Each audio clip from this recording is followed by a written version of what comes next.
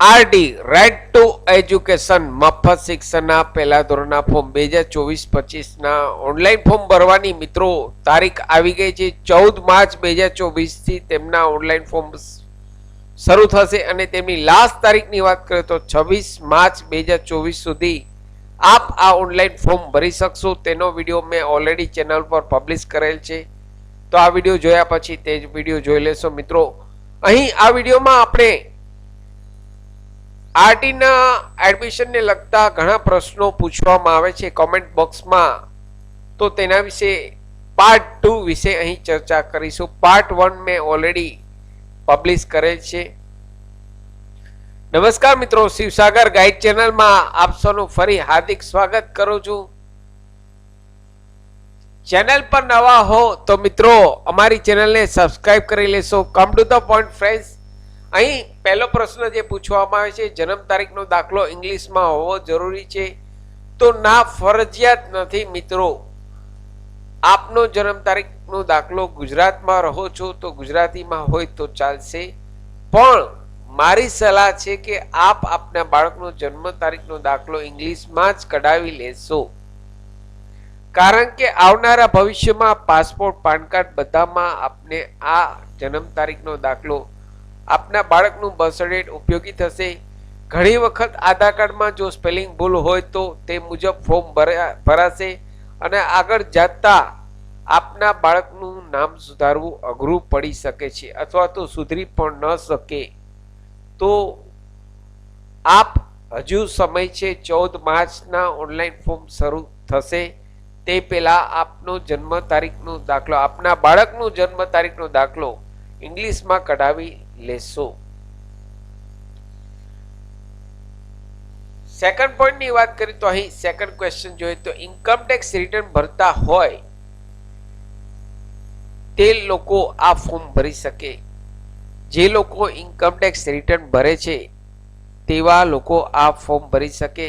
તો હા, જો આપની ઇન્કમ ટેક્સ રિટર્નમાં આવક 1.5 લાખથી નીચે હોય, જો આપની ઇન્કમ ટેક્સ રિટર્નમાં આવક 1.5 લાખથી નીચે હોય તો આપ આવકનો દાખલો પણ ઇન્કમ ટેક્સની રકમ જેટલો કઢાવી આ ઓનલાઈન ફોર્મ ભરી શકો છો. આવકની મર્યાદા અહીં શહેરી વિસ્તાર માટે 1.5 લાખની છે મિત્રો. તો અહીં ઇન્કમ ટેક્સ રિટર્ન અને આવકના દાખલામાં બંનેમાં આવક સરખી હોવી જોઈએ અને 1.5 લાખથી ઉપર જો આપનું ઇન્કમ ટેક્સ રિટર્ન હશે અથવા આવકનો દાખલો હશે તો આપ આ ઓનલાઈન ફોર્મ ભરી શકશો નહીં મિત્રો. થર્ડ ક્વેશ્ચનની વાત કરીએ તો અહીં બાલવાટિકા એ શું છે, તે કોના માટે છે? બાલવાટિકા જે પેરેન્ટ્સ પોતાના બાળકને આંગણવાડીમાં ભણાવે છે તેવા લોકોને અહીં આંગણવાડીમાં 1 વર્ષનો અભ્યાસ પૂર્ણ કર્યા બાદ, આંગણવાડીમાં જે પેરેન્ટ્સ પોતાના બાળકોને ભણાવે છે તેવા લોકોને અહીં આંગણવાડીમાં 1 વર્ષનો અભ્યાસ પૂર્ણ કર્યા બાદ બાલવાટિકામાં મોકલવામાં આવે છે.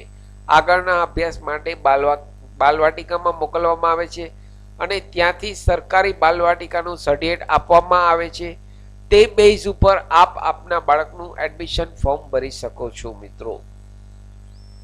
તો અહીં આ વર્ષે આંગણવાડીમાં 1 વર્ષનો અભ્યાસ કરવાનો, ત્યારબાદ બાલવાટિકામાં 1 વર્ષનો અભ્યાસ કરવાનો રહેશે, ત્યારબાદ અહીં બાલવાટિકામાંથી આપને સર્ટિફિકેટ ઇસ્યુ કરવામાં આવશે. તે ઇસ્યુ બેઝ આપ ઓનલાઈન ફોર્મ ભરી શકો છો. સિંગલ ગર્લ ચાઇલ્ડનું સર્ટિફિકેટ ક્યાંથી મળશે? આપ જે જિલ્લામાં રહેતા હોય ત્યાંથી આપના નજીકના સરકારી આરોગ્ય શાખામાંથી આપ આ સિંગલ ગર્લ ચાઇલ્ડનું સર્ટિફિકેટ મેળવી શકો છો. તેના માટે અહીં સરકારના નિયમ મુજબ જે કંઈ પેપર્સ વર્ક જરૂરી હોય તે જે તે ઓફિસ શાખામાંથી માહિતી મેળવી આપે પૂરા કરવાના રહેશે, તો જ આપને અહીં સિંગલ ગર્લ ચાઇલ્ડનું સર્ટિફિકેટ આપવામાં આવશે મિત્રો. કઈ જન્મ તારીખ હોય તો આપના બાળકનું એડમિશન 2024માં મળી શકે?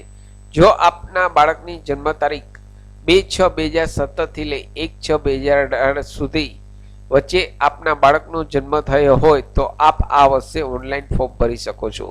ત્યાંથી મિત્રો સાંભળજો, 2/6/2017 થી લઈ 1/6/2018 સુધીની વચ્ચે આપના બાળકની જન્મ તારીખ આવતી હોય તો આ વર્ષે આપ આ ઓનલાઈન ફોર્મ ભરી શકો છો. ઉંમરની વાત કરીએ તો અહીં 6 વર્ષથી લઈ 7 વર્ષની વચ્ચે ઉંમર હોવી જોઈએ. 6 વર્ષથી લઈ 7 વર્ષની વચ્ચે ઉંમર હોવી જોઈએ.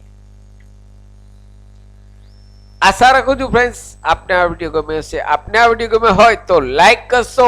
મેક્સિમમ આપના વોટ્સઅપ ગ્રુપમાં, ફેસબુકમાં આ વિડીયોની લિંક વધુને વધુ શેર કરશો. નવા હો તો અમારી બંને channel Shivsagar guide Gujarati channel અને શિવસાગર સ્ટડી હિન્દી ચેનલ બંને ચેનલને આપ સબસ્ક્રાઇબ કરી લેશો. ઇન્કમટેક્સ રિલેટેડ ના ન્યૂઝ અમારી ચેનલ શિવસાગર સ્ટડી હિન્દી ઉપર પબ્લિશ કરવામાં આવે છે. જે લોકો ઇન્કમટેક્સ રિટર્ન ભરતા હોય તેમના માટે અહીં શિવસાગર સ્ટડી હિન્દી ચેનલ પર ઇન્કમટેક્સને લગતી માહિતી અપડેટ મૂકવામાં આવે છે. તો અમારી બંને ચેનલને આપ સબસ્ક્રાઇબ કરી લેશો. ફરી મળું છું નવા વિડીયોમાં નવા ટોપિક સાથે. ત્યાં સુધી મિત્રો જય હિન્દ, જય ભારત.